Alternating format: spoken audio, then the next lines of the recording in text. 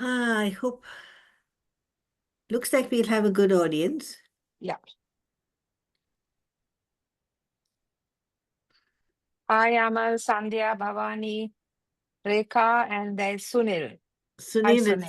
Sunil is in Sunil hasn't tuned in yet. He's in Ireland. Okay. He's my Hi, nephew. Sharon. Hi, Sandhya. Please turn on your videos before we begin. We can add a face to the voice. Hi, Amal. Hi, Shireen. Good to see you. Hi Good to see you everyone. Hi, too. everybody. Hi, Bhavani.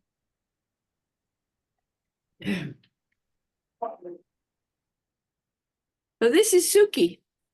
Oh, Oh, she's too cute. yeah. She's wonderful. Oh. She said, I would rather go for a walk than be here now. Yeah. I know. Connie, where did you get her from? She's from the streets of Mexico. She was Oh. found on the streets. She's been abused. So she's wonderful. She never asked for anything. I have to remember to feed her, and yeah, she's so sweet. Yes.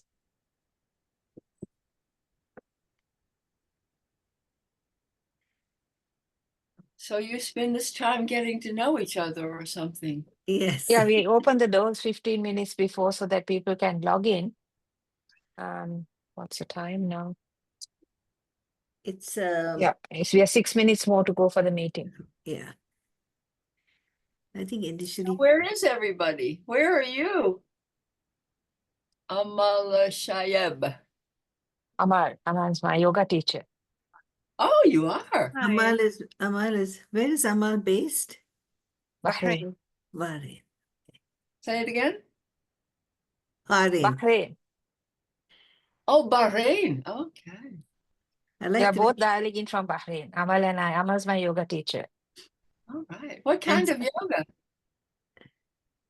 I Hatha yoga mainly. Mhm. Yeah. Is not Iyengar or No. okay. Do you do it online, Amal? Sorry. Do you do it online too? No, I don't do onlines. I do in person only right So now. you're both in Bahrain then. Sorry. So Shirin is in Bahrain too then. Yes, Okay. yes. Amal's done meditation as well. Amal, you taught us meditation, remember, on some of the classes in the morning on a Saturday? Yes.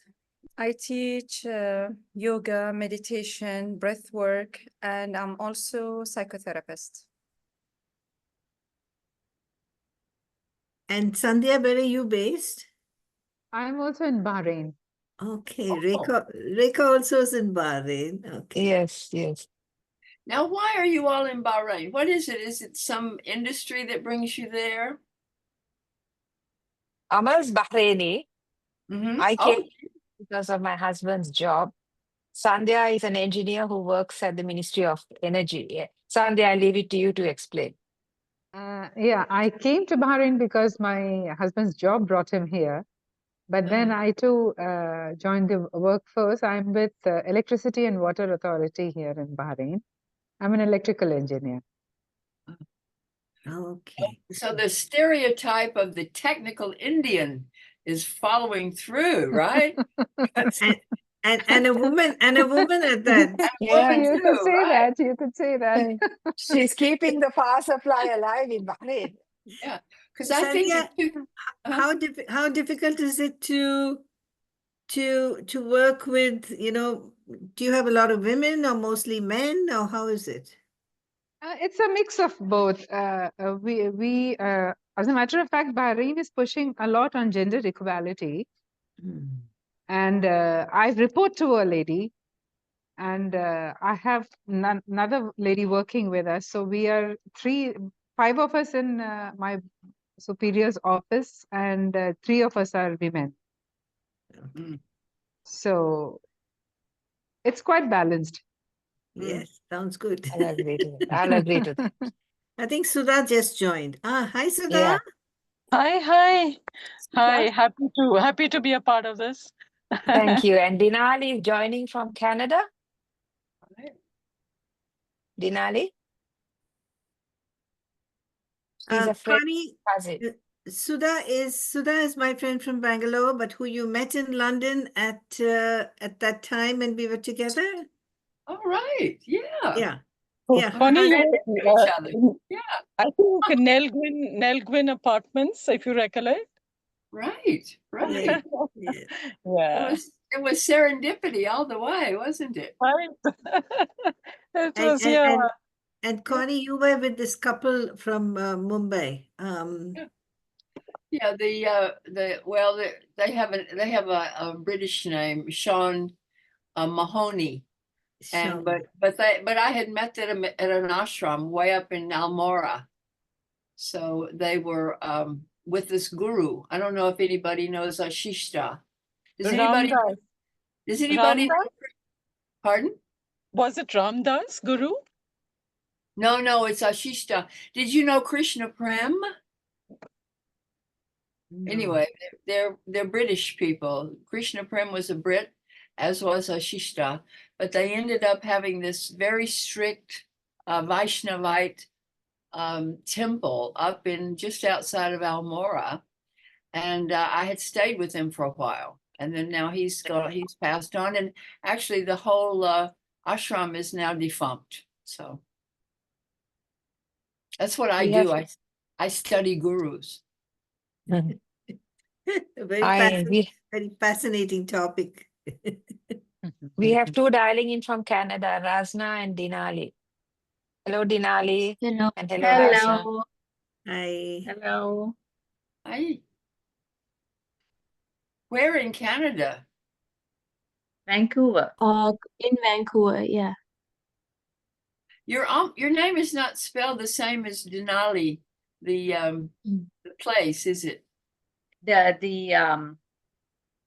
place in Africa. Alaska.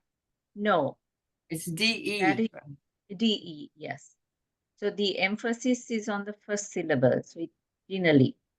Denali. You are Denali. Okay. Okay, Denali. Vancouver's beautiful. It is. Oh, yes, yeah. I'm on the West Coast too, but it's very hot down here today. It's going to be in the 90s, Oh, Sorry, it's which for those of you that don't know, what is that? Like 30 degrees? That's very unusual for California to have such heat. My Very goodness. heavy. Yeah. Oh, Auntie has joined from California. Yeah. Auntie. Oh. Shall we start the meeting with 6? It's the time. Yeah, people will. Yeah, they'll come through. So I'm going to start the meeting now.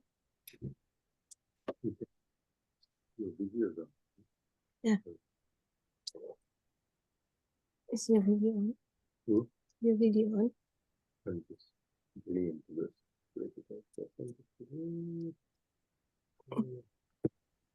A warm welcome to our host, Connie, our members, and our guests. Mela, our thanks go to you for organizing the meeting.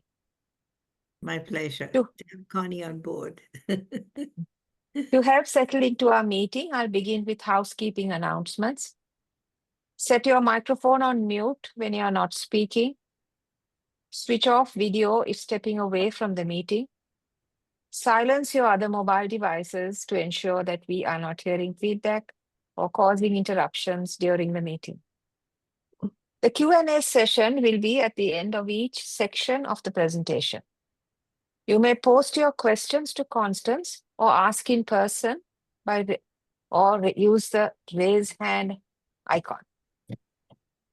The space without filters was birthed in the times of the COVID-19 pandemic, when our known and our familiar was removed. Distancing, isolation in most instances was endorsed. In this unpredictable mess, our need to gather remained unchanged. Gathering, reflects Priya Parker, is one of the most important ways in which we shape and build the world we want to live in.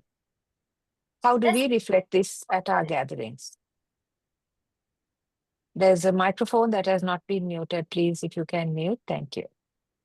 How do we reflect this at our meetings or our gatherings? Without filters, supports each of us to a new way of listening in by encouraging fresh understandings of the shared content, finding new aspects and perspectives we have not yet seen, fostering listening in a space with no bias or prejudice. We curate meetings around topics voted in by members.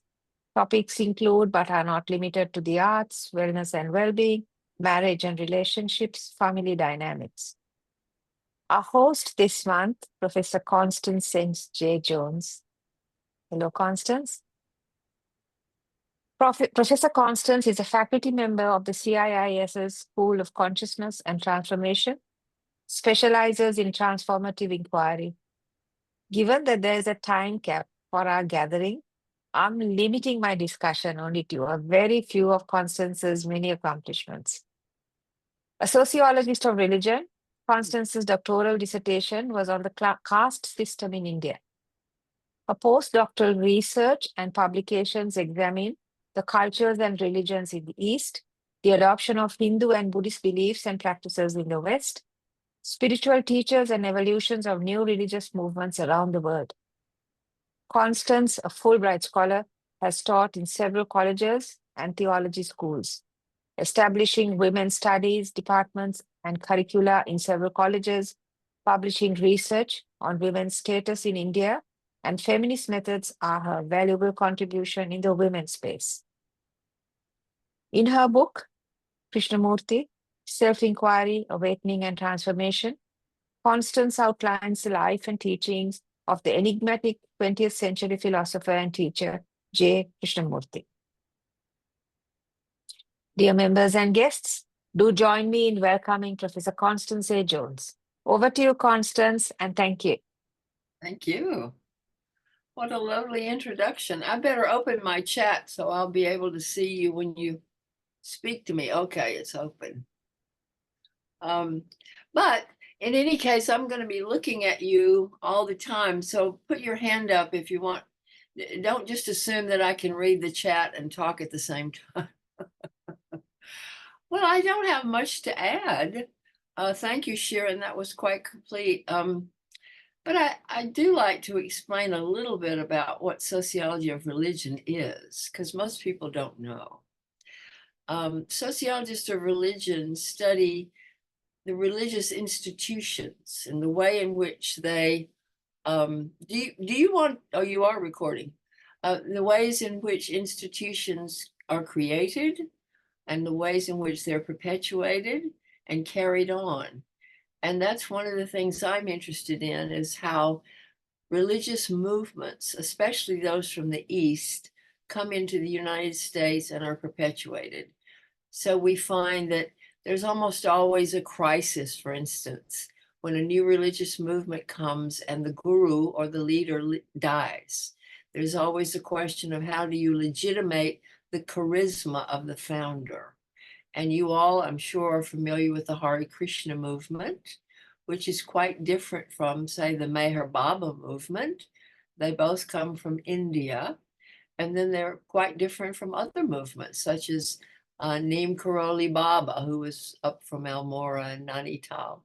So just looking at how these groups are different in the way in which they perpetuate their power and the way in which they decide who's going to be the next leader, they're all very different, for instance, from the Catholic Church and how they decide to perpetuate their authority structure.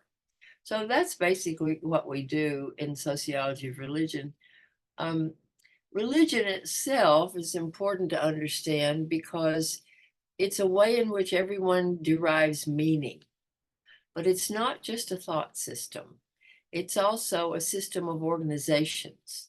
So one of the things that we all look to religion for is comfort and community and ways of bonding with each other. So those are sort of introductory remarks about what religion does and how it functions. And that's sort of the interest of the sociologist of religion, as opposed to the psychologist of religion or the anthropologist of religion. So I'm much more interested in the institutions and how they're perpetuated. And you've already heard that I have a book coming out on J. Krishnamurti. And I'm not trying to pass the book off, but I would like to say that he's a very interesting case of a person with a worldwide reputation who refused to have an institution in his name. So there's no way that you can join a Krishnamurti church or temple or even a group. You can listen to his recordings and you can read his books, but you can't join anything. And most religions are interested in having you join, aren't they?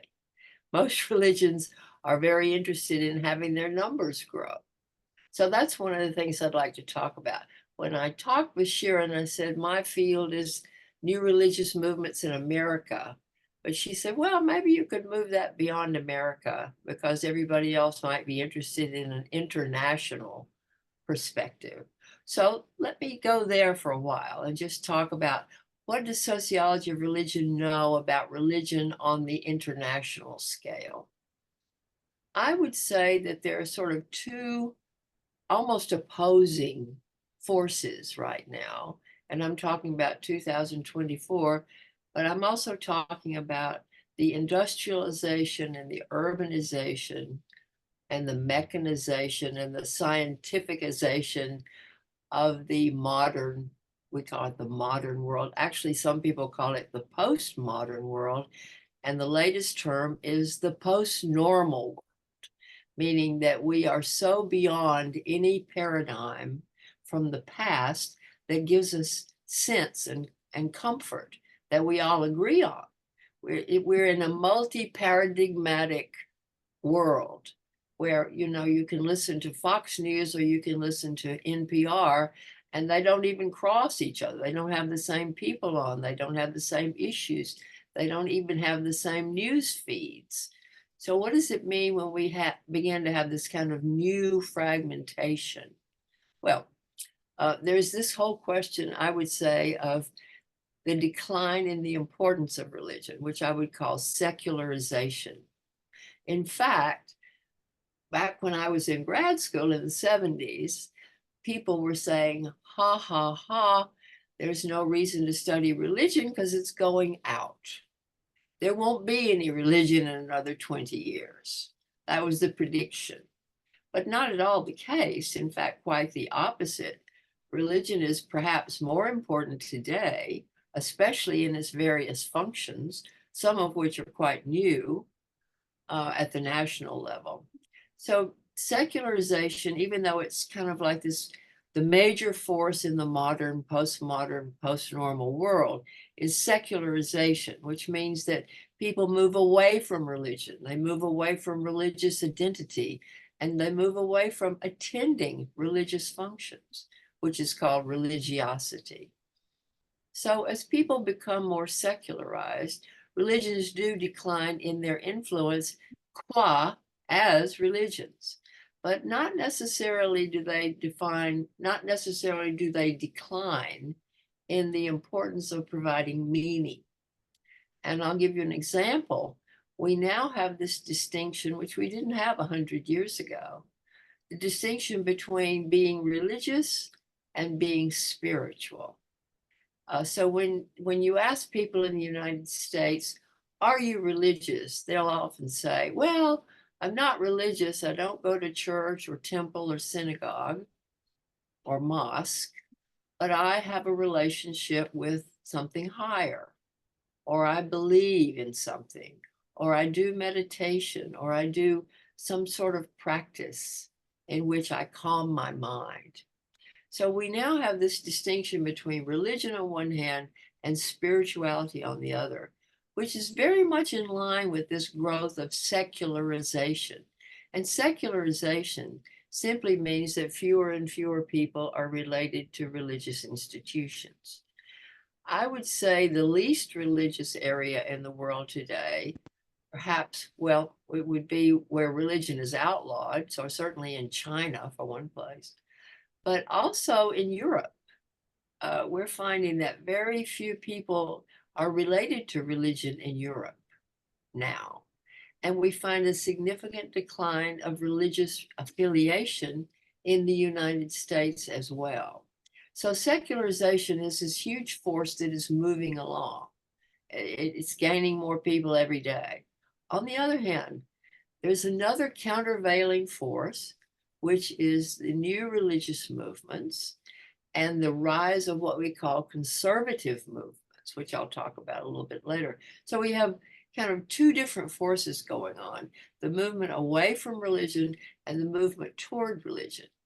But what's interesting about the movement toward religion is it's very different from the old standard state churches. You know, it used to be when you were born in Holland, you belonged to the Dutch Reformed Church. By definition, if you were born, you belonged to the church. Same thing about the Swiss Reformed Church. If you were a citizen of these nationalities, you were members of the church. That's no longer the case. And that's what's called an ecclesial church. So we have different formats that we talk about in sociology, which are immaterial for us at the moment. But the point is that there is, in fact, a significant decrease in religious participation. There's actually a new term called the nones, N-O-N-E-S, which means that when you say, are you in America Protestant, Catholic, Jew, Hindu, Buddhist, Zoroastrian, Taoist, and then somebody says none of the above. So the nones are growing. That is the people that don't have any affiliation. The nones are growing a lot. But on the other hand, these conservative churches, especially in America, are growing. They're growing in Africa. In fact, if we were to take Africa as a whole, we'd find conservative Christian churches growing as well as Islamic movements, which is another fact that you need to recognize that comes from sociology of religion. And that is this notion of evangelicalism. Evangelicalism means that people go out and try to recruit for their religion. And we know which religions are evangelical. Christianity recruits, Islam recruits, but Hinduism does not recruit, and Judaism does not recruit. So the churches, the groups that would be evangelical are obviously going to grow faster than the groups that don't evangelize. We can talk about that if you're interested. But in Africa, we find, for instance, conservative evangelical groups growing quickly, as well as African forms of Islam. In the United States, the conservative churches are growing. And what we're finding also in the United States, as around the world, is this new thing called nationalism, which is glued together to a religion. So we have what's called Christian nationalism.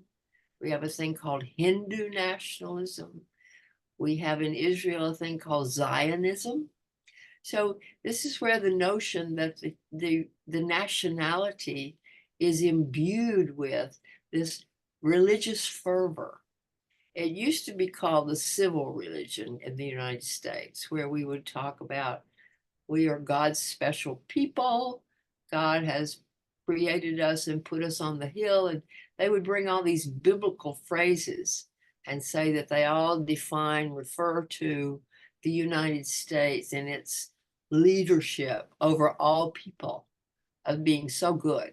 And so if you go back and look at the evangelical notions, evangelical churches' notions of the function of America, the mission of America, you'll find it just peppered with these references to Christianity and biblical phrases that have been extracted, I would even say appropriated from the Bible to define the mission of the United States in the world.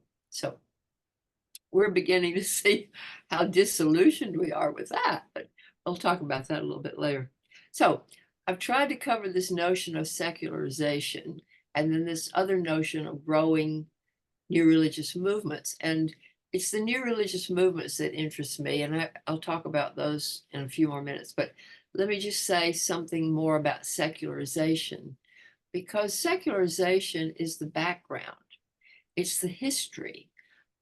It's the backdrop. It's the scenery in which all the things that are happening today are foregrounded.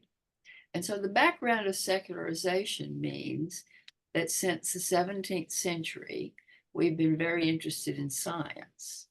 And then we actually have this notion of science versus religion. And it really came about, curiously, as an irony, because the original impetus, at least in England, for scientific advancement was done through Protestantism and through this whole notion that God wants us to understand his creation. So there was this immediate alliance between 17th century science and religion. But then we became more secularized. And so then now we have this feud, supposedly, between science and religion. And some of us would say it's not a feud at all. But in any case, most people, I think a lot of people would say science and religion can butt heads together. So it's up to you to look at that your way. But secularization created this notion, or part of this notion comes from industrialization, where people started getting together in these huge masses, industrialization, urbanization, mechanization of life, and the separation of small groups of people, families, communities, from the larger community, the nation, the religion. So it used to be that religion was a way of life, and it certainly still is in rural India. So the whole notion of understanding who you are, what you believe, your whole construction of reality, your whole way of living comes from religion, because in a communal situation, the religion defines who you are and gives you a bond. But as you probably know, in the postmodern West, those communal ties are suffering. They're not as strong as they used to be. So mechanization, urbanization has led to psychological alienation. So perhaps you've read about the problems with our youth of today. Some people blame this on social media and the technology that pervades everybody's lives, that supposedly teenagers are looking at their phones 8 to 10 hours a day without stop, that sort of thing. In any case, sociology has defined this sort of growing psychological malaise as alienation, meaning that the individual is alienated not only from other people and may be glued to some technical device, but also alienated from parts of self, so that one is very unhappy with oneself. And I've even heard in my little group, my little world, of 13-year-olds committing suicide in America because they're so unhappy and they're so kind of unsettled in their identity. So I think that's pervasive. And as more and more communities become alienated, industrialized, urbanized, separated from each other, and experience loss of community, we would expect that those problems will increase. So that's kind of the backdrop of secularization. And then I've pointed out that we have this countervailing force of the rise of religions. And the rise of religions, they're not necessarily new. They can be quite old. But I think what is new is the new fundamentalisms. And we would define Orthodox Hebrew belief as a new form of fundamentalism. We would define Hindu nationalism as a form of fundamentalism, and certainly Christian nationalism in this country. Then we can sort of drift off and sort of take the religion out and just look at the nationalism, and it's everywhere. I mean, France has a growing nationalist movement, Hungary, Iran. I mean, think of all these would-be theocracies, especially Iran, in which the national goal is kind of glued together with the governmental institutions. So I won't go there because that's not religion, but religion and nationality are becoming glued together in a way that they have not been before, that we've noticed, that we've taken note of. I'm also on a listserv that reports to me every day about what's going on in China. And the religious persecution is pretty standard in China, coming from Beijing. It's very interesting. It doesn't make the news, at least in the United States, every day. But for those who are on the watch, there's a great deal of oppression, especially of new religious movements in China. But that doesn't mean that there aren't new religious movements. I mean, Falun Gong is one of the biggest religious movements in the world. And it's the one that the what is it, Chinese People's Party, People's Republic of China's party, they have declared that Falun Gong is anti-Chinese. So they're really repressing that. So it's very interesting to see the nationalism trading off with the religious, trading off with the new religions. And what is new? Well, interestingly enough, in the United States, what's considered a new religion is anything that has appeared here in the last 100 years, which interestingly is some of the oldest religions on earth.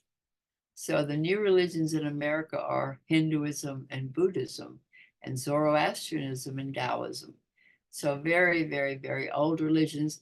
There's nothing new about those religions. They're just called new movements because they appeared in the last 100 years on these shores. So you can see then how new religious movements and sociology of religion is very Euro-Americo-centric. Yeah. All right.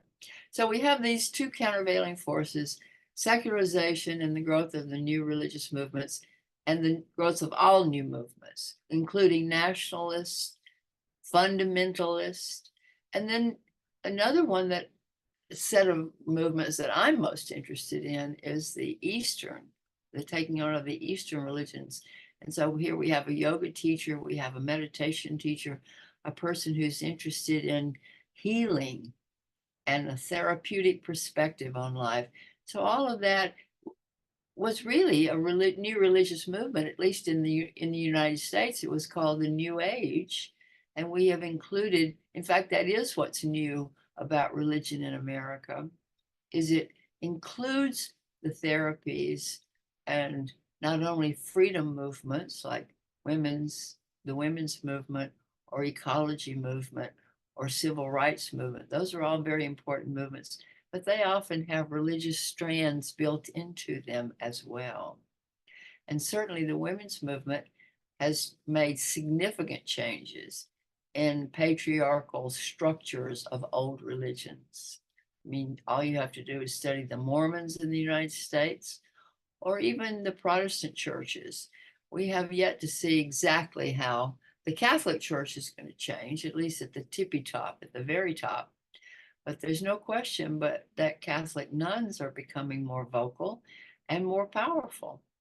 So that's what sociology does. It looks at all these countervailing forces. So I would like to move on then, and after having set the stage and talked about the two countervailing forces and the backdrop of secularization, I'd like to go on and talk about why the new religious movements, because I think there are some very specific causes and things that if we understand them, we understand more about how people make meaning and why people search for new structures to identify with. But before I go there, I've talked now for 30 minutes. Would anyone like to say anything?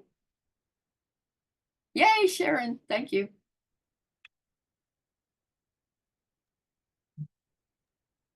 Hi, Connie, as you were going on, I was taking some notes back because I told you my first degree was in sociology and I did study the sociology of religion. And the first thing that came to my mind was Marx's statement that religion is the opium of the masses. Then I also wanted to just give my perspective towards Hinduism and Judaism, not recruiting in new converts or reverts, because one has to be born into the faith. There is no conversion process in either of the two religions. Am I right on that? Absolutely. Okay, and then you were talking about the Protestant movement in Europe.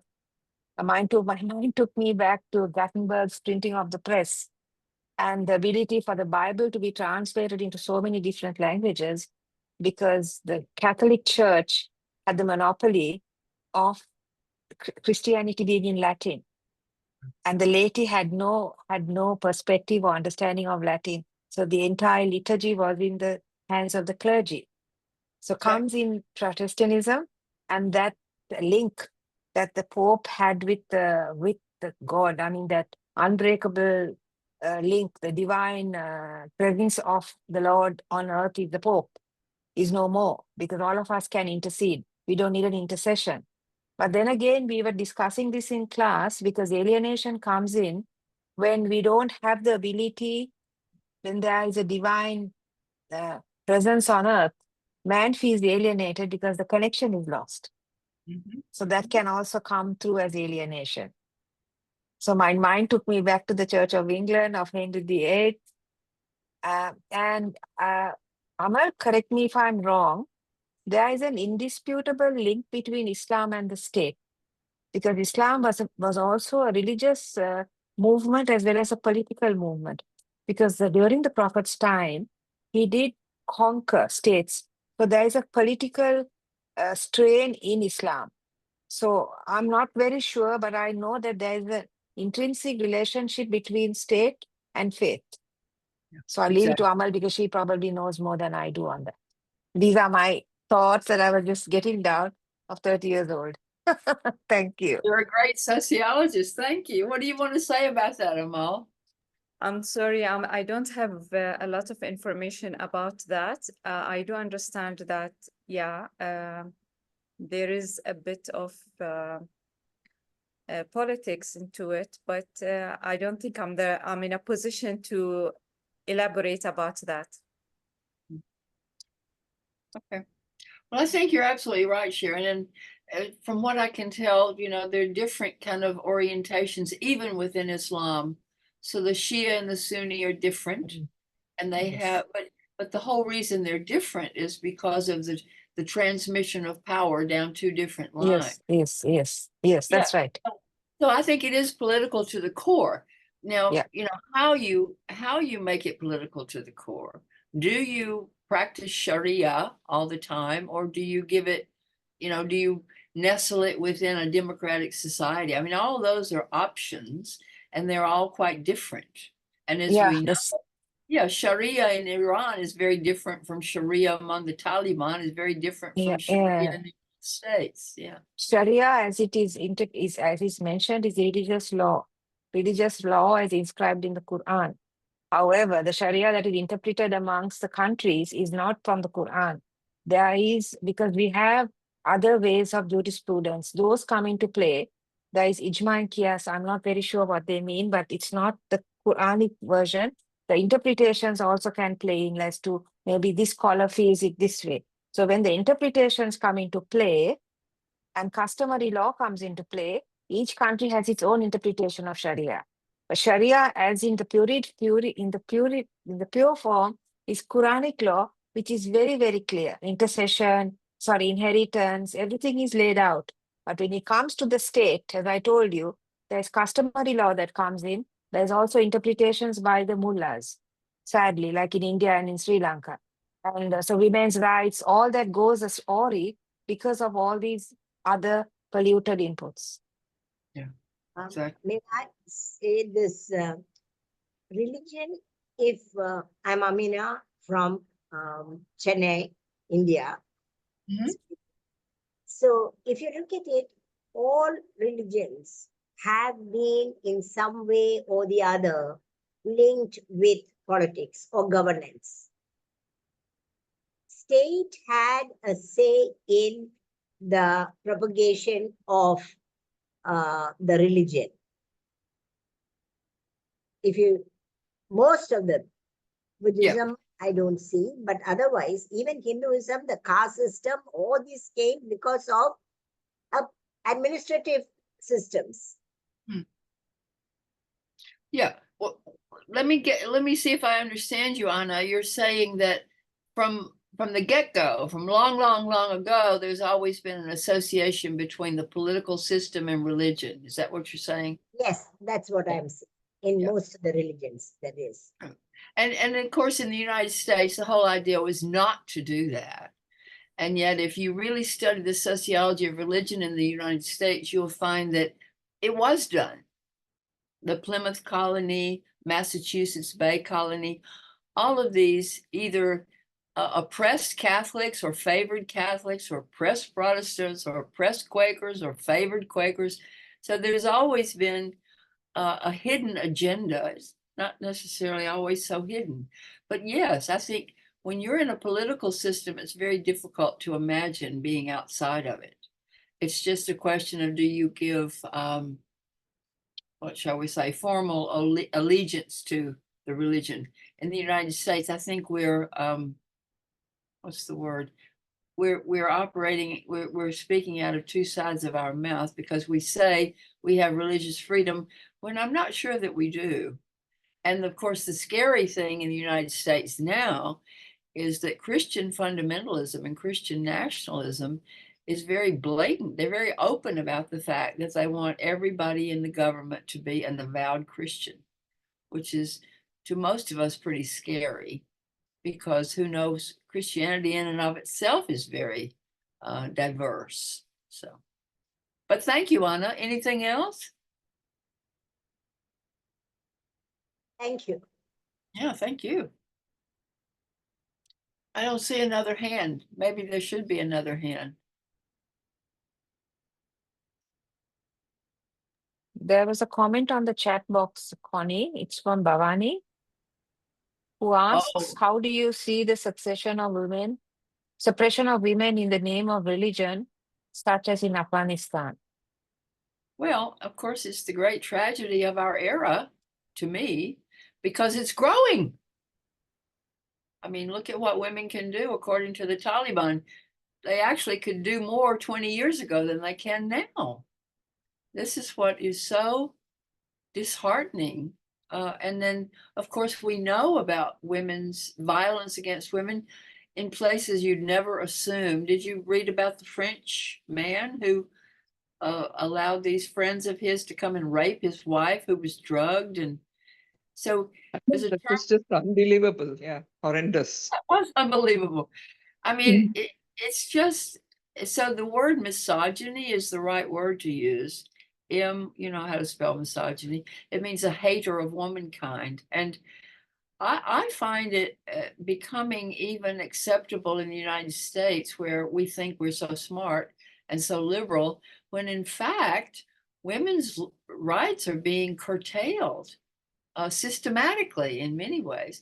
And everything that would help women, like childcare and certain kinds of health care, these things are being outlawed, or they're not being supported. I mean, any industrialized country can afford childcare or supplementation for childcare, or even parental leave.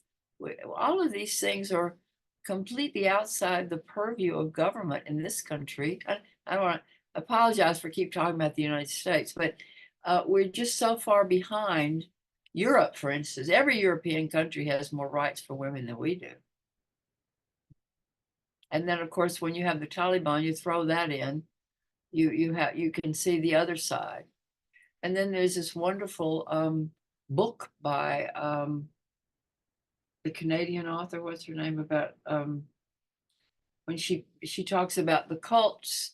There was a cult, and the women were used as breeding machines. What was that? You know, it's very famous. Margaret Atwood? Who? Margaret Atwood? Yes, Margaret Atwood. What's it called? What's the book?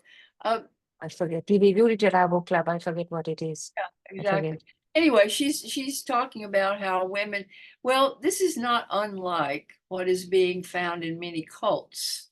and I haven't brought up the term cult, even though I thought we could if you want. Because when I get to this, why the new religions? One of the things is that one of the points is that people are turning and literally giving up their freedoms. And the question, of course, is why? Why would a young woman in America who has all the opportunities possible, why would she give up going to college and being self-determined to join a cult and take and be reduced to, I don't know, making candles or whatever? Not that there's anything wrong with making candles, but she would be sentenced to it. She would be under the thumb of a man who might have 20 other wives. And there are many women who do this. And it's not totally clear whether they do it on their own initiative or whether they're just kind of gently pushed into it. But there are people in many movements, especially women, who seem to have fewer rights than in the larger society. And the question is why? So I would say that there's growing misogyny in the world today. Anyway, you're going to speak, Sharon. I didn't want to disturb you, but it was too quick that thanks to Google, I got the title, Handmaid's Tale. Yeah, The Handmaid's Tale, of course, with the big white hats and the red robes, and yeah, and they're just, they're robots, they're automatons. It's made into a movie as well. Oh yeah, yeah, and I think a lot of people. Oh, I think there was a television series or something. There certainly was a television series about the Mormons. It was called Big Love, where this is where they had 4 and 5 or sometimes 15 or 20 wives for one man. And how does that work? Well, in the old days on the frontier, there were actually a lot of women who became Mormons because it was kind of a nice deal in a way. Otherwise, you had to make all the candles and the soap and bear the children all by yourself in the nuclear family. But if you had 4 or 5 or 10 other women to help you, it was a bit easier. So there was actually a movement. There were women flocking to Mormonism in the 19th century. And that's one of the reasons it's given, is that the nuclear family was oppressive in the jobs that women had to do. They had to do everything. So in any case, why women join authoritarian cults is an interesting question. Why do they willingly give up their authority in life and their agency to some usually male leader who tells them what to do and very often uses them sexually? So there have been some Hindu gurus that have certainly done that. Certainly some religious, some Christian leaders who have done that. Some African Christian leaders that I know about. Some channelers. So there have been a lot of people who have abused, primarily women. I mean, they also abuse young boys, but primarily women. And the question, of course, is why? Why does a person voluntarily give up one's freedom? Well, I think that growing misogyny is documented. That's what I think. So, and what we're going to do about it, I don't know. Okay, well, are there anything else? Can I go on and I can talk about why the new religions, because it has something to do with this whole question of why anybody would give up their freedom. Well, I've got, I think, 7 points here that relate to why the new religions, and this relates to why the new religions all over the world. It's not just in the United States. So what is it that is the backdrop? What are the causative factors for why people take up some rather bizarre new religions? I mean, for one thing, have you ever heard of the UFO cults? I mean, the UFO groups who sell their homes, or they don't even sell, they give away their homes, they leave their husbands and wives, and they go to a mountaintop and they stand there on the 5th of December at 2 o'clock. They're going to be picked up by a UFO and taken into heaven. So there are groups like that. There was a suicidal pact down in San Diego, Heaven's Gate, and they were also connected to beliefs in UFOs. So it's a time for unusual beliefs. So let's talk about why the new religions. I would say the first factor I would emphasize is this whole question of over-choice, too much choice. It comes from a 1970s book called Future Shock by a man named Alvin Toffler, who was also a sociologist. And the whole notion of overchoice means that everything is relativized, nothing is absolute. And we especially see this today. Toffler wouldn't have even known what we're talking about, but everything is a choice. I mean, everything, even your gender now is a choice. Who your sexual partner is everything is up for grabs. Nothing is determined like it used to be. So overchoice, it produces anxiety. And so I'm looking for a coffee pot. I mean, do you know how many choices there are when you're shopping for a coffee pot? There are just too many things. I don't even understand. I have my cell phone here. I don't even understand half of the capabilities on my cell phone. So now young people, of course, don't have my problem because I'm old, but there's this growing notion that there are too many choices. And so could I want to limit my choices in order to increase my comfort level or my adjustment or my peace of mind even? So the first thing would be the radically relativized world that leads to overchoice, where everything is to be determined. Very little is given. Very little is automatically the same. I mean, even there's just everything is kind of relativized now, isn't it? So how do I decide? How do I make choices? Well, there are basically too many choices to make. So it produces anxiety. And that's one of the reasons, supposedly, that people seek comfort from religious movements so that they have reduced their choices. I can remember looking at the Hare Krishna movement in the United States. And of course, they were told when to sleep and who to sleep with and how many children to have and how to dress. And those were considered choices that we would not want to give up as in the larger society. But people did that willingly because they saw it in service to their faith. And one can understand that. I mean, I can understand that, which actually leads to another point, which is that sociologists of religion, by and large, appreciate religion. We see the function that it performs or the many functions, whereas psychologists tend to follow Marx, by the way. Sure. I mean, psychologists also follow Freud, and Freud and Marx didn't have any use for religion.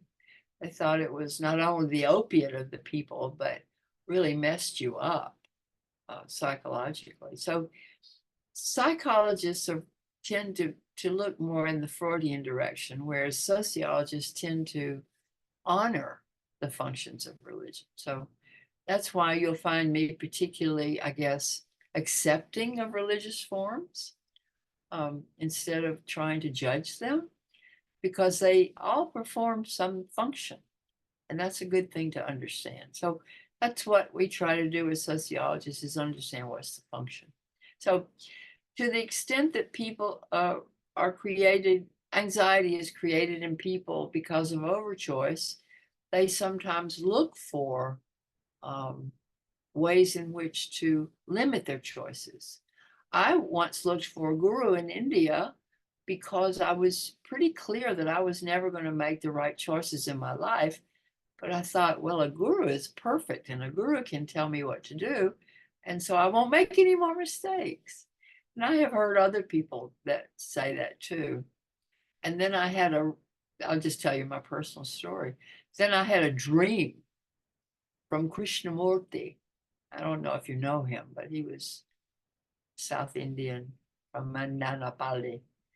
Anyway, he said, "Silly girl, don't you know you're never going to have a guru?" So that was the end of that. I mean, he just settled it. That dream settled it. And of course, it was my own self talking to myself, but I put that message in the mind and the voice of Krishnamurti, because Krishnamurti did not like gurus at all, just to let you know. So I kind of put myself back in the fray of being anxious and having to make all these choices.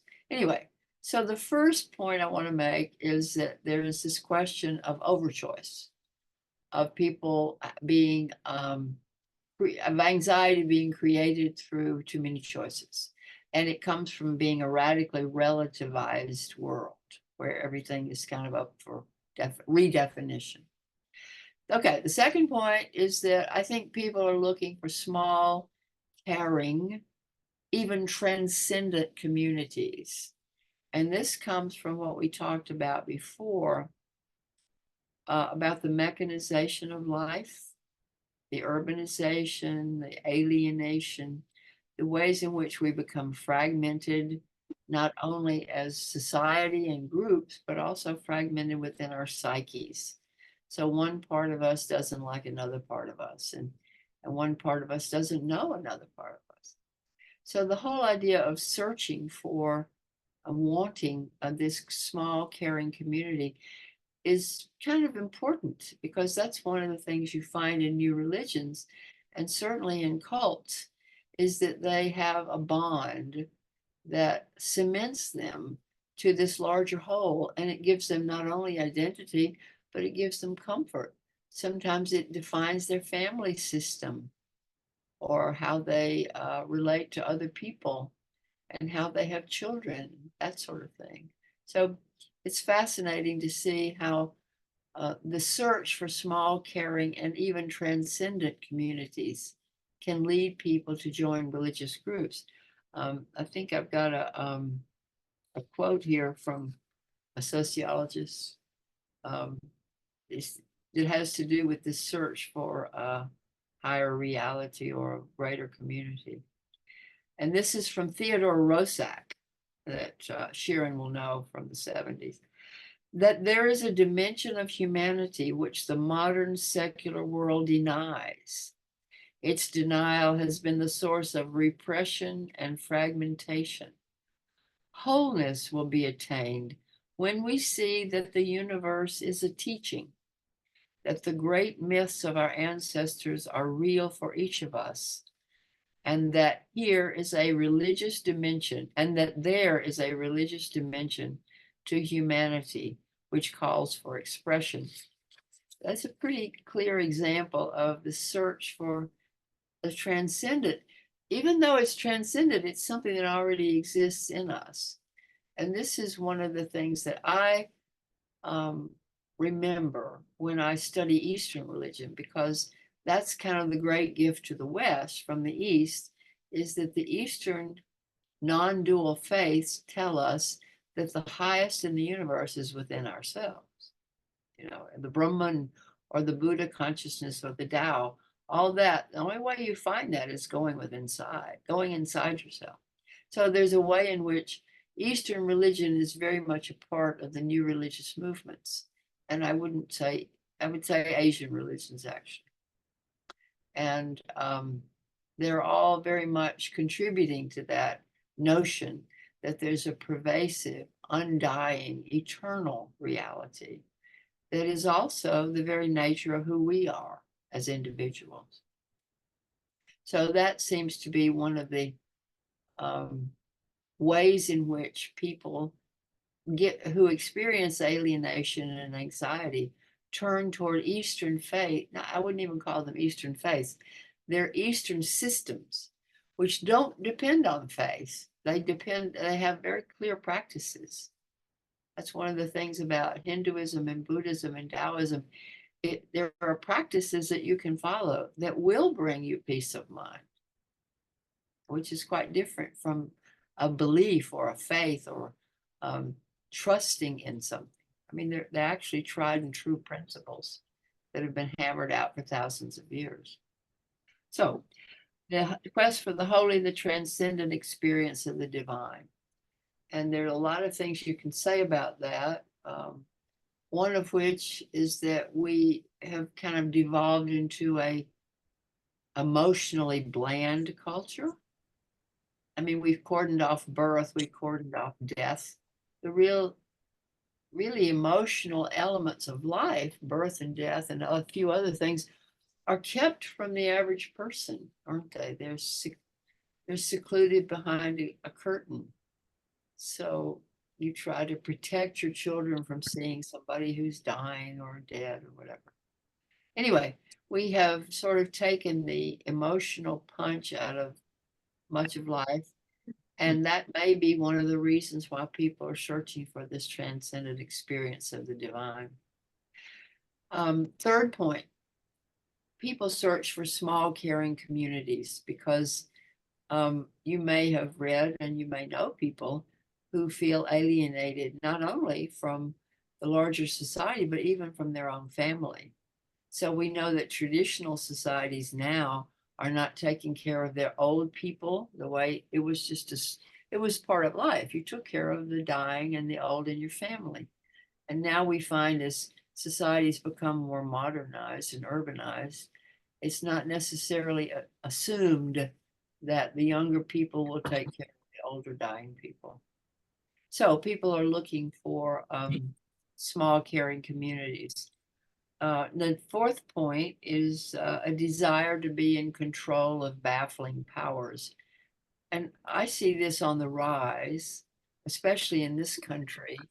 If you look at some of the new belief systems, there's a thing that's associated with Trump. It's called QAnon, and it has an explanation for a lot of things about how the government is corrupt and how we're being touched by space aliens and how people who are super people, super biological beings are running things behind our beyond our comprehension and that sort of thing. So I think the sense that things are baffling to all of us. I know I'm more baffled than I have been before, just because of the technology that I deal with every day and with the incredible diversity that I deal with in my teaching. I have to know a lot of things now that I didn't used to have to know. Lots of new words. I learn almost a new word every day because new words are being coined. So there's a way in which this system could be considered baffling. And I think a lot of people are baffled. So that's one of the reasons people turn to clear, defined systems of explanation, even if they're a little unusual or depend upon transcendent, supersensory, extraterrestrial variables. Nevertheless, it's still the impulse of looking for a desire to be in control of baffling powers. Now, the next point is number 5. This is important for a lot of people, and you can decide whether it works in your situation or not. There's an old thing called the Protestant ethic. There was a sociologist that defined this, and the Protestant ethic basically says if you work hard and you stay honest, God will reward you. It's like a quid pro quo. So you work hard, you keep your nose clean, and you will succeed. And God wants you to succeed. God wants you to be happy and healthy and wise. So that's the Protestant ethic. Now it got transferred over to what's called the American success ethic, that if you keep your nose clean, you come into this country, you're honest, you work hard, you succeed. But then we kind of noticed that it doesn't work anymore. There are a lot of people who come to this country who work really, really hard and they don't succeed. And they're very honest. In fact, we find a lot of people who are very dishonest are very successful. So there's a decline in the legitimacy of what's called the American success ethic. And I think the same thing could be true of Europeans. Perhaps it might be true wherever you're living. I don't know. The question is it true that it's taking an ethical, moral position will in fact get you ahead, and I'm not sure it will. In any case, a lot of people are understanding now that the American success ethic, which is also called the Protestant ethic, is not necessarily the case anymore. It's undergoing some major questioning, challenging. So what do you find? You find instead of the American success ethic, you find bureaucracy is ruling. I don't know if you've ever had to contend with a bureaucracy, but bureaucracy is by and large a very inhumane way of organizing people. So instead of being sort of on your own and being able to be your own agent and your individualistic fate, then it's much more that the bureaucracy will kind of tear you down. It will drum you down. It will beat you down so that you become much more of a non-entity. So that's the decline of the Protestant ethic. And what happens, of course, is that there are reactions to the decline of the Protestant ethic. So one of the things you'll find is that a lot of the right-wing politics, at least in our country, maybe in France too, because France is seeing a lot of right-wing politics, there's this kind of reassertion of the individualistic ethic, the reassertion of this Protestant ethic, that if you do work hard and you do stay ethical, you will succeed, because otherwise these fat cats are out to get you. So there's a meaning system that's organized around the effort to counter the decline in the Protestant ethic. And this is also found in creating civil religions. So people are told in France, for instance, that you're being abused, that you're being dehumanized by the liberal political system. So you need the right-wing political system. And we're being told the same thing in this country. So the question, of course, is what does right-wing politics, what does conservative politics have to do with this notion of the decline in the Protestant ethic? Well, it may have a lot to do with it. Okay, and then I would say following on that is this notion of civic religion or civil religion, which I talked a little bit about before, which is the glomming on of the religion and the politics together, and the assumption that if you vote a certain way in a democratic system, you will have an entree into a certain sort of religious perspective on life, or you will put yourself in the grace of a certain religious structure. So that's the decline in civil religion. And then I would say my seventh point would be people want religion that makes a difference. If you know people for whom religion does not make a difference, I would call it religion that doesn't work. They just kind of go through the motions, or they maybe they go to church on the holidays, or go to synagogue on the high holy days, or go to temple once a month, or maybe not even that. And so the whole notion of being a nominal religious member, nominal just means in name only, but the religion hasn't sort of made a difference in their lives, then these people still suffer from this being overwhelmed by baffling powers, because they don't have an internal support system, if you will. Yeah. So I think a lot of people are asking for a religion that makes a difference. That's kind of a homespun way of saying, I want to move out of the nominal category and into the real category. I want religion to be a real influence in my life. So those are 7 possibilities for why there are new religions all around the world. And I think the politics would be part of it. And women's rights might be another part of it. I mean, the whole African notion of genital mutilation, female genital mutilation, and the whole question of, is it a cultural appropriation or cultural judgment to define this as misogyny? I mean, you get into all these anthropological questions about who has the right to tell another culture what they're doing is wrong. Anyway, women's rights, I would say, are very much on the top of the list when we start talking about what the new religions influence. So that's my idea. That's my wrap on new religious movements. So it's your time to talk.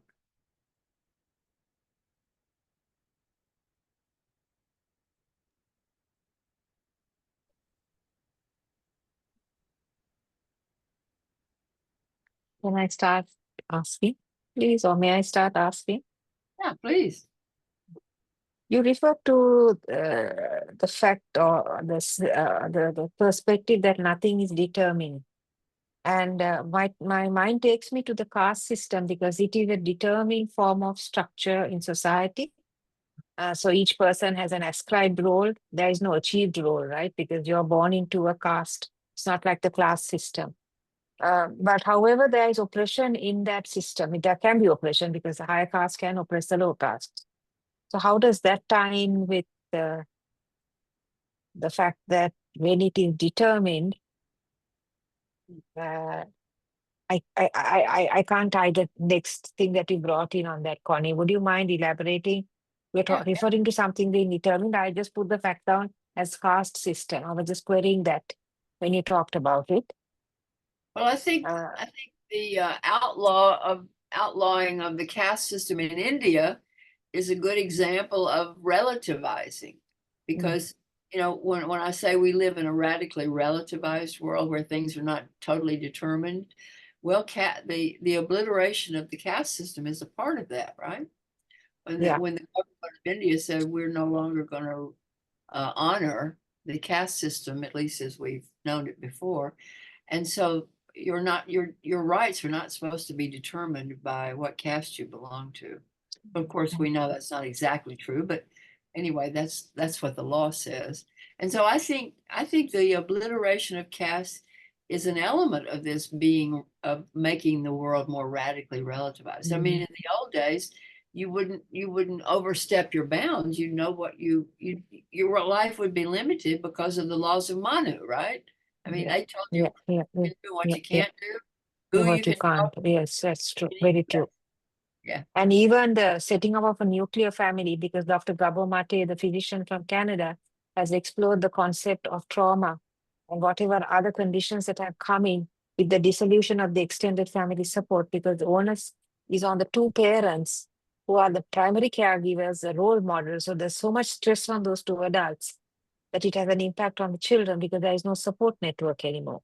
So again, we don't have a determination on that, right? Because in the sense it's lost. We don't have any role ascriptions. Everything is left to the parents. There are no other mentors in society for them. Would you like to just elaborate on that, Connie? I have a few more to talk about. Of course, it's wonderful because everything Gabor Mate says is the truth, according to what I know. I mean, he is the world's greatest expert on trauma, and he certainly knows where it comes from. And he was a child of the Holocaust. He was a Jewish infant who was saved, even though his parents were obliterated in the Holocaust.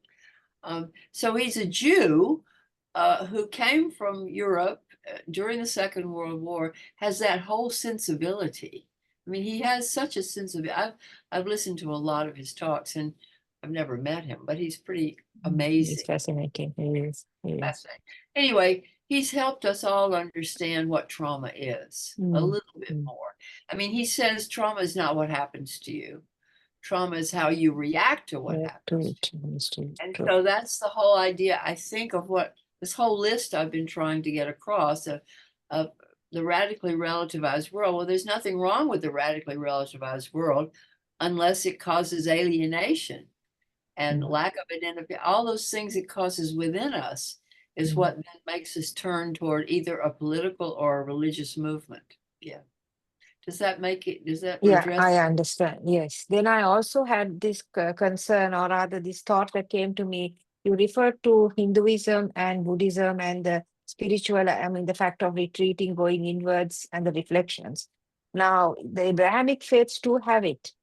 like the Kabbalah movement, the Prophet's retreat, when he used to go to the Mount of Hira, and that's when he got the revelation. So there was this thing of what is my purpose in life. He was, at that time there was no Islam, but he had that ability to have that, and that's also, even reflection is really encouraged in Islam. But I mean, it's not, it's like when we refer to it in the world perspective, these are not things that come through as strengths of these faiths. Christianity too would have it, because during periods of Lent, there is reflection.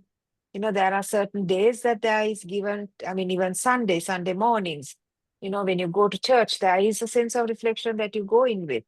But these aren't very, you know, how has that lost its effect?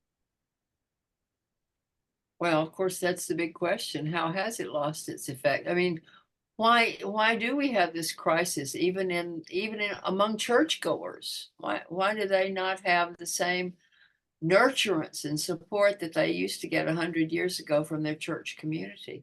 I mean, that's kind of the sociological question that needs to be answered, is what is going on in the larger society that makes this, that delegitimizes this religious institution? Or has the religious institution itself become somewhat of a bureaucracy?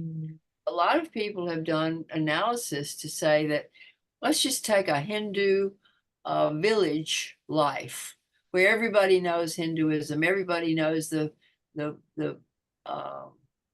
theocracy, everybody knows the whole theology, and everybody knows, I mean, you learn this at your mother's knee, right? Because you live in a traditional society. You don't have to go to school to learn it.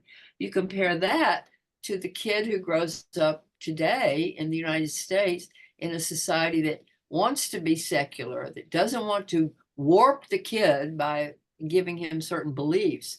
So he becomes kind of rootless. In fact, one of the things that was studied back in the 70s was, who are the people that are joining? You remember the Sun Myung Moon people, the Moonies? You remember the Hare Krishnas? Those were the two big social religious movements of the 70s, 80s, and 90s. And one was formed from India and one was formed from Korea. And when they did studies on the people who joined, almost all of them, very often, many, I wouldn't say all, I don't know the numbers, but they actually found that the majority, the most common story was, my parents never took me to church, never took me to synagogue, because they wanted me to make up my own mind. So I had to grow up. So what happened is that these people were brought up without what we would call a vaccination. They didn't really understand what a simple, ordinary, useful religion would be. So they would fall prey to people who would ask them to join some other religion. So there was a way in which being rootless and alienated and unidentified with a religion can make you actually prone to joining groups that might take away your freedom or become totalitarian or whatever. Does that make any sense to you, Sharon? It does.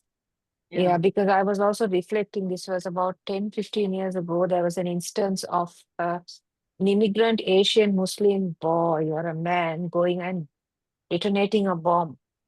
And he came from a very conservative Muslim family. So, you know, you wonder, like, how has there been a fissure between what the parents are and the child? So something, he's had some indoctrination in some form. So how do these things take place? You know, that's what I was reflecting on. Well, and with social media, they can be indoctrinated every minute of every day. We know that. We know that these cells, who are, well, we would call them terrorist cells in this country. Anyway, they're people that are bent on a certain ideological orientation. But you can learn their rap any day or night, if you know the right address on the web. You know, this would have been a physical interaction, because the time this occurred, there wasn't, social media wasn't strong. It was pre-social media era. And there was another two things I want to wrap up on. I'm not going to talk anymore. When you were talking about the rise of Protestantism, two quotes that came my way, because what people did was they took excerpts from the Bible that would fit their narrative, right? One was, it's easier for a rich man to go to heaven than a camel to go to the eyes of a needle. And then the opposing thing, what Marx says is accumulate, accumulate, accumulate. That's the law and the prophets. So you have the diametrically opposing views of the same Protestant epic. Exactly. Exactly. Yeah. I mean, who really believes that it's more difficult for a camel to go through the eye of a needle than for a rich man to go into heaven? Well, they may believe it, but everybody still wants to be rich. So that in and of itself is an interesting example of how the Protestant ethic is being tried, tested. Yeah. And of course, people that are religious figures, political figures in this country are actually saying, I'm rich, I'm a billionaire, and they're proud of it. When if you really read Jesus, I mean, you wouldn't really think that being a billionaire would be the right thing to do, really, would it? I mean, so you can see right then and there that the Protestant ethic has some problems in being accepted, even among Protestants. So, Mela, you've had your hand up for a long time. Connie, I had a question for you. What are your thoughts on the Rajneesh movement? I think November, that's closer, right? That's state convention or something. I'm sorry? There's a state convention in November or Oh, something. the retreat. Like its own retreat. Yeah, Yeah. that's also nice. Who is that? Are you on the iPhone? Could you go on? Could you mute? Sorry. yourself? 1 second. I've just got to put you on. Take. Hi, Connie. Sorry, I'm actually in another meeting. That's Tina, Connie. Hi, Tina. Hi, I'm so sorry. I'm in another meeting. I really apologize. This meeting was booked before I knew about your thing. So No problem. No problem. I'm so happy to see you. Good to I see think you too. I'm just gonna have to do a Zoom call Okay. with Thank you. you. Thanks for saying hi. So Thank Mela, you. yeah. Connie, my question. Hi, Melanti. Hi, Tina. We'll catch up. Okay. Connie, what are your thoughts on the Rajneesh movement? Well, it's interesting because Rajneesh, of course, is not a typical guru. Yeah. I mean, he's in many ways, what's the word? He has been a deviant in the traditional Hindu system. For one thing, he gave the title sannyas to anybody. You know, he called anybody that joined his movement could be a sannyasi. Well, Hindus wouldn't do that. I mean, traditional Hindus, you have to give up everything to be a sannyasi, right? So even in that sense, he was, what shall we say, revisionist or even deviant. And then in addition, he had these sexual, he wasn't strict about sexual continence. And then of course he had 96 Rolls Royces, which is the one thing everybody knows about him. Is that in his farm in Oregon, he had 96 Rolls Royces. Well, most sociologists think that he was the shadow of the American. Every American supposedly wants 96 Rolls Royces, and he had them.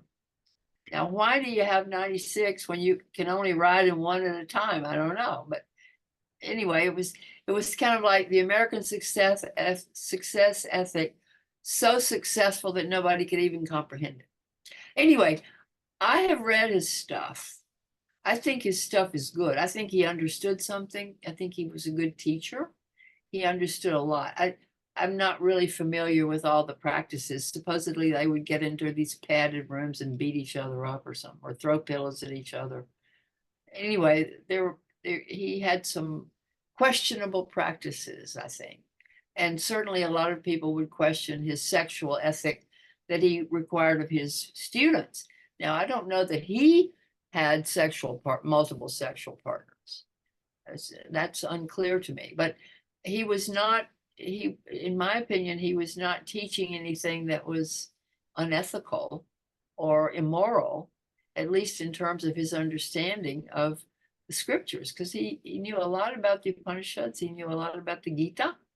He read the Buddha. I mean, his books relate to all kinds of great teachers of religious traditions.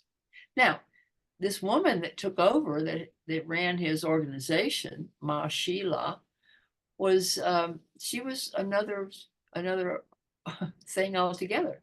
I mean, she's the one that armed the place, and she's the one that sort of told people what to do. She took away people's freedom. She was very authoritarian. But he didn't care because he wasn't in charge. His mind was somewhere else. So I think you have a typical situation here of a guru who is kind of not in charge of the social organization, which I think is the case with Rajneesh. He was kind of philosophically, in the clouds. He was thinking, he was praying, whatever. And then he had this woman in charge, and she was making this kind of an authoritarian cult where everybody had to attend. I mean, she actually, tried to get somebody to kill somebody. Remember that? I read a couple of books about that.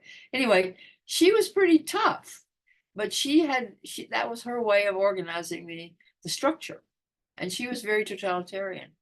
So you had two different systems going on. You had this kind of teacher who was revered and idolized and whatever. And then you had this woman who was cracking the whip. And she was, in fact, I don't think, really a great teacher in her own right. I mean, she wasn't teaching spiritual values. But what's interesting is how everybody in America hated them. I mean, you talk to anybody, they talk about them like they're dirt, like these Rajneeshis.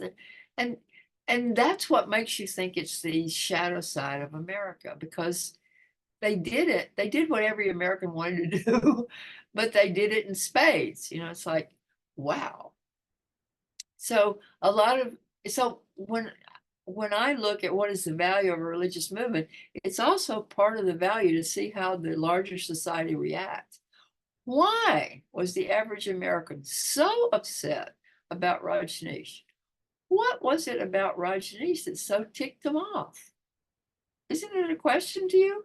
I mean, I don't bother to judge some Muslim guy that comes down the road. I mean, what do I care? But boy, these Americans, they did not like Rajneesh. What were you going to say, Mela? I think it's because they disrupted the whole in Oregon. I mean, they just changed the whole nature of how people live and, value systems. And I think he just created a real disturbance over there also. Uh-huh. I met Ma Sheila in California. Really? Wow. Yeah, her sister was in my advisory group, and her sister came once to the museum, and I was like, I didn't know who she was. And then the girl who was in my advisory group said, oh, this is my sister. And she didn't tell me that she was the Ma Sheila then. Only then later, one of the other girls told me, do you know who that was? And also, have you watched her documentary where she justifies everything that she did? I've seen it.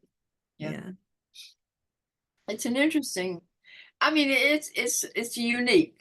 It's not a part of a pattern. There's not a pattern of any religious group that follows that pattern. It's just very, very unusual. But it's very typical that the great guru doesn't mess around with running the show, the daily stuff, but she did. That was her job, to do the daily thing.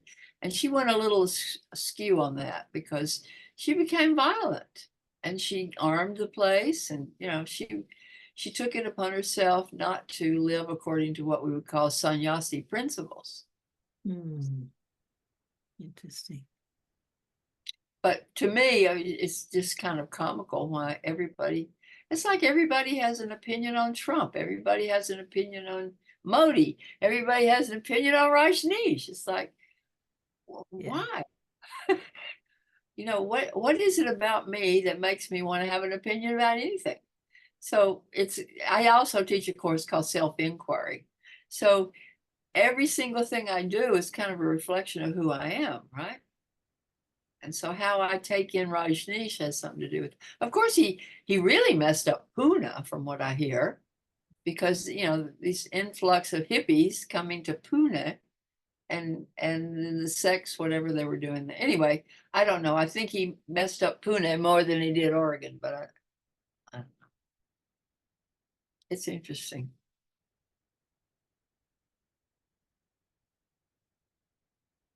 Does anybody else want to speak? I'm sure somebody else want to speak.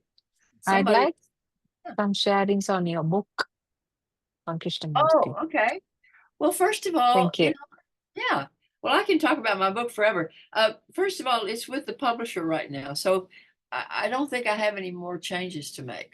But Krishnamurti was born in 1895 in Mandanapalli, and he was a Brahmin, Telugu-speaking Brahmin.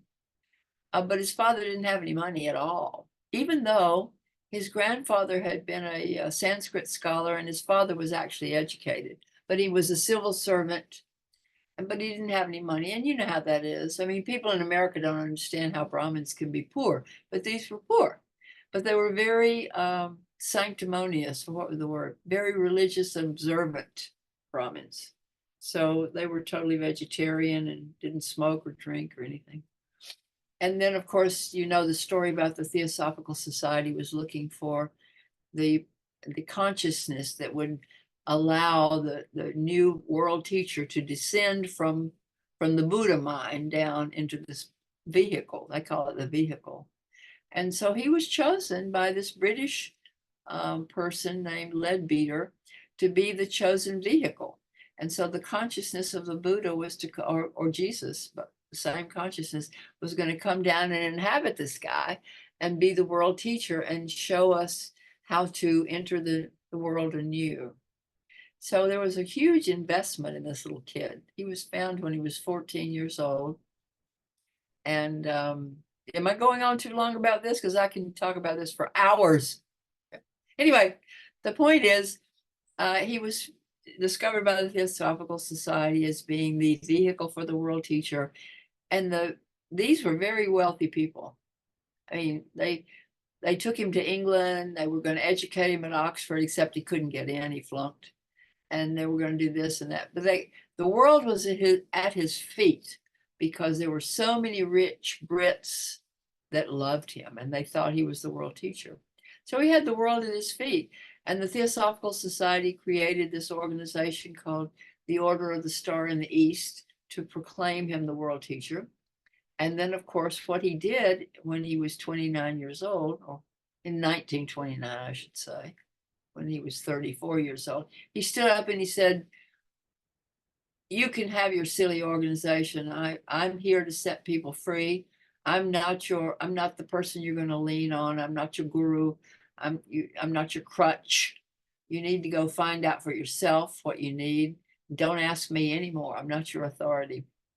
And he just renounced it.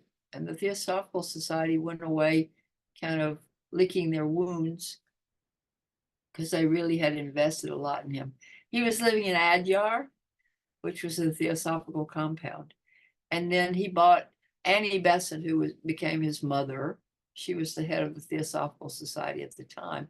She bought the property right across the river from Adyar, across from the Theosophical Society.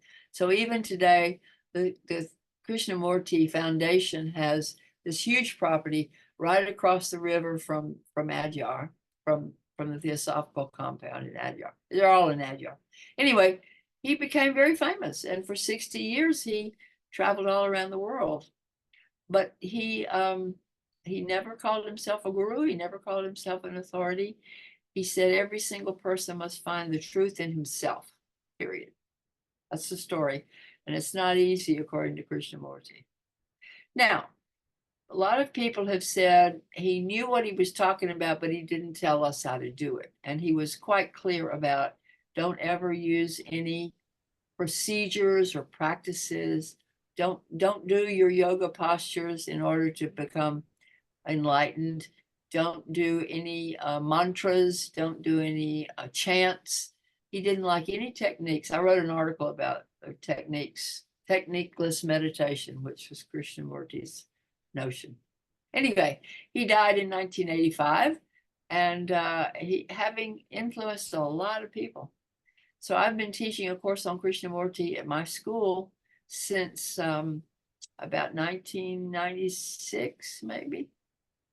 And people say that they get a lot from it. And the good thing is that there's nothing to join. So And just have to this do it. AFI Foundation, Yeah. the Krishnamurti Foundation runs a few schools. Absolutely. Beautiful Yes, school. and one, Rishi Valley School in Madanapalli, and then in Varanasi, Rajkot. Those are the two schools which he started. Now Right. there are few others, and there is one in UK as well. Oh yeah, the big one in UK. Yeah, in Brockwood. And then Yeah. there's one in Ojai, which is in Southern Yes. California. Yeah. And Oh, I see. certainly Rishi Valley, and now there's one in Bangalore and Pune. And Chennai, Sahyadri in Pune. Yeah, and then I spent a couple of years up in the Rajkot, so I know, you know, the big school there is the Besant College. Yeah, Mhm. Annie Besant bought him some incredible property and gave it to him. It's, I don't know, 90, maybe 200 acres right on the Ganga. And it's become so incredibly valuable. It's amazing. Yeah, if you have a chance to go to Varanasi, go to Rajkot and stay at the Krishnamurti Center. They'll rent you a room at night. It's wonderful. Anyway, is that enough for you sharing about Krishnamurti? Any book you pick up by him will tell you what he believes, because he wrote the same thing over and over and over again.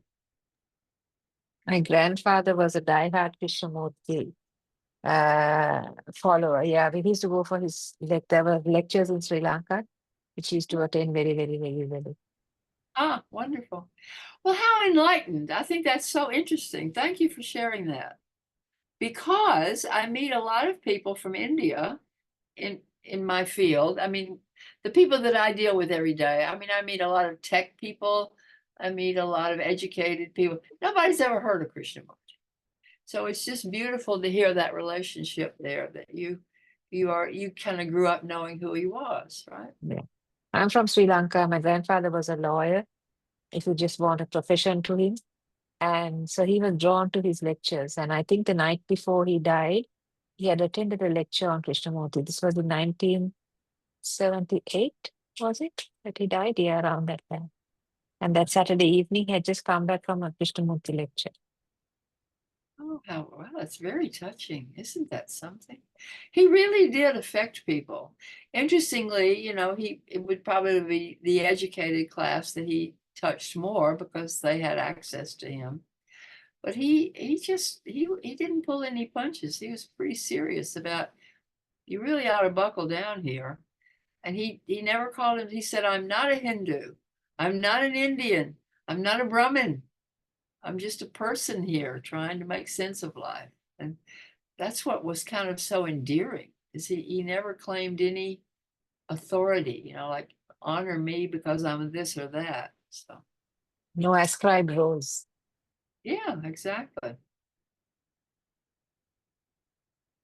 Does anybody else want to talk?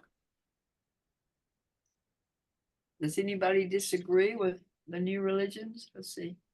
Okay, Bhavani left. Bhavani joined as a guest. Okay, I don't know what all that means, but Davy Jameson was here. Oh, okay, I missed her. Was she here?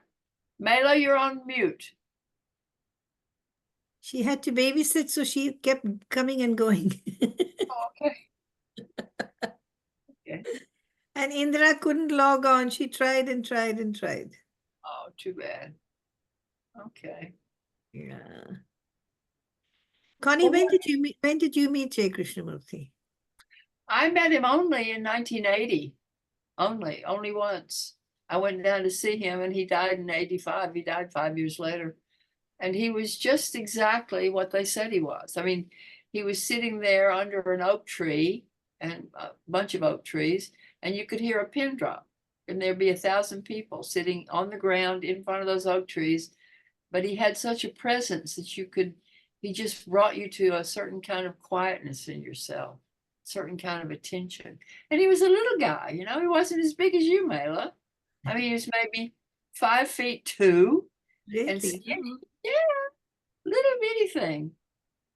And yet everybody said he was very powerful. I mean, you could feel the power. He had a consciousness. It comes through his photographs as well, the sense of dignity. Yes. His face shows, I mean, I have just listened to a few of his speeches on YouTube. It's very, very eloquent speaker in English. Yeah, so the energy comes through a photograph. So if that be the case, seeing him in person would have given you that much more, Connie. Oh yeah, for sure. Yeah, and of course I got to meet a lot of people that knew him, Westerners. And you know, he had some really, really rich people. I mean, he was taken care of for his whole life because you know, he never charged. I mean, you could go hear him day and night wherever he was and you wouldn't have to pay a penny. So it wasn't admission. You know, he didn't live off admissions. He lived off some very rich people. I mean, one of the biggest industrialists in Switzerland just carried him, gave him millions and millions of dollars. And there was Mary Zimbalist, who was connected to Hollywood, the Hollywood elite. She gave him. So there were just some very, very rich people that saw to the fact that he would never want for anything, which he didn't. And Yeah. his diction was very British. I mean, his mode of speech, his English was more English, standard English than Indian English. Well, you know, he was educated in England a lot. I mean, he spent many years there, but for some reason, Besant wanted him to go to Oxford, but he couldn't get into Oxford because, I mean, it would be kind of funny that the Lord Buddha has to go to Oxford to give the message from above or something. But I mean, anyway, she wanted him to, but he didn't do it. And yes, he was impeccable. You know, they said he was very refined. And of course, he never smoked or drank or ate meat or anything like that. He was just a real pure. And in fact, he himself said it will take another 500 years to cultivate a body that's pure. So he called upon his Brahmin purity in that sense. He never bragged about being a Brahmin or anything, but he just said that his body was a pure vessel. So, and who am I to say he wasn't right? So. Connie, did J. Krishnamurti marry? Because I know initially he didn't marry. He never married. Never But he married. did have an affair with a woman for 20 years. And And she he was has- married. She was he has- married to his He has children, right? No children. No. Okay. She had 3 abortions because she was having sex with him. And everybody knew it supposedly, even the husband of the woman who was his partner. Even he knew it, but he didn't care. And so, but they didn't tell the relationship. So anyway, I mean, a lot of people hold that against him. Anyway, she definitely, her name was Schloss. Her daughter's name was Schloss. Anyway, she had a daughter from the man she was married to, and Krishnamurti kind of took on this kid, Radha, and he became sort of her godfather. So he was very close to this child. And she wrote a book about her mother's affair with Krishnamurti after Krishnamurti died. She was the director of the Rishi Valley schools also. She's very much part of the foundation. Yeah. So where are you, Anna? I'm in Krishnamurti land, Chennai, Madras, India. Okay, great. Well, you're also in Auroville. I mean, you're in Aurobindo land too. Yes. Well, yeah, you know, our school was founded in the name of Sri Aurobindo. So yes, that's why we're called the California Institute of Integral Studies. The integral comes from Aurobindo. Oh, I see. You know that. It's quite an amazing place, Auroville, really. But Auroville is having a lot of problems now. Now, yeah. Actually, they've had problems for a long time. Yeah. With Because the, now the government is cracking down, is what I heard. Well, they made the government come in and take charge because it was so unruly. And I don't know how the government. I know it's a different way of life. It's not. Auroville has got a different way of life. People there. Yep. So It's very different from